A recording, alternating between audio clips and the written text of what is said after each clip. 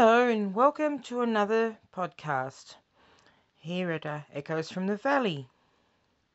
Today we're going to discuss EMs and a touch of information on Bokashi. So EMs, which we use on the farm, are created with various blends of common, predominantly anaerobic microorganisms in a carbohydrate-rich liquid carrier substrate. For us, we actually use cow manure to make our EMs. So we get a 20-litre container with a lid and add 40 ml of molasses and 2 cow poo stools. The fresher the better because they're full of microorganisms. A couple of handfuls of green grass and fill it with water and let it sit for about 3 weeks. Now we do this because we're basically using what we have on the farm, and it's just a recipe that we've invented which works well due to the fact that cow dung contains 24 minerals including nitrogen, potassium and trace amounts of sulfur, iron, magnesium, copper, cobalt and manganese.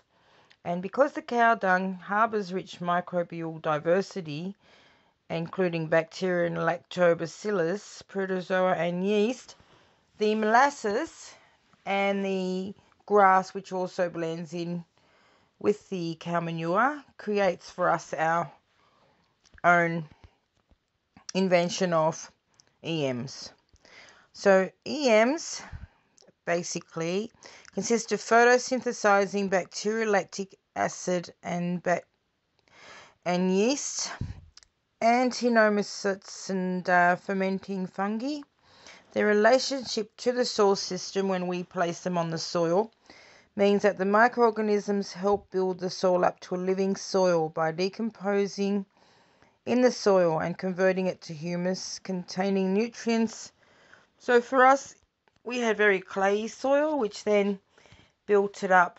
So we now have, about half an inch of soil now, which we never had before. It was just all clay before.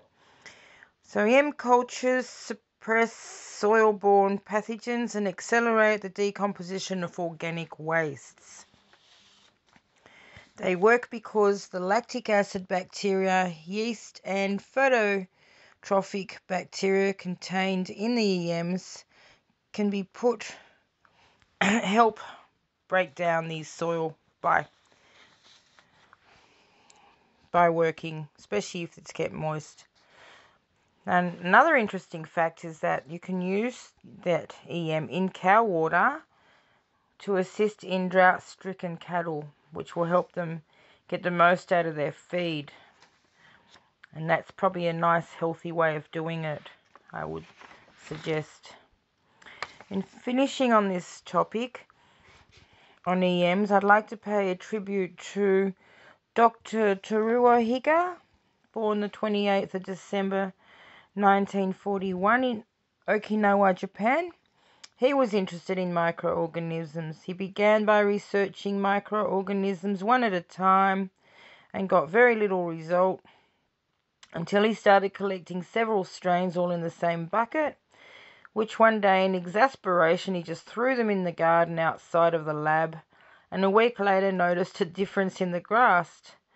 But it still took him till 1980 to have his eureka moment, which has now brought him international recognition around the world for his EM and Bokashi recipes, which have helped us change the soil around the world.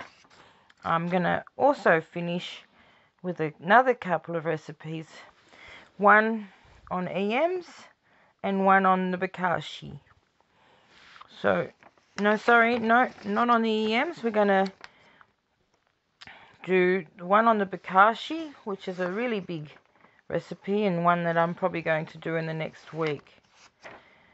And also on making bacillus, which is another one, lactobacillus, which is another one I'll be doing in the next week.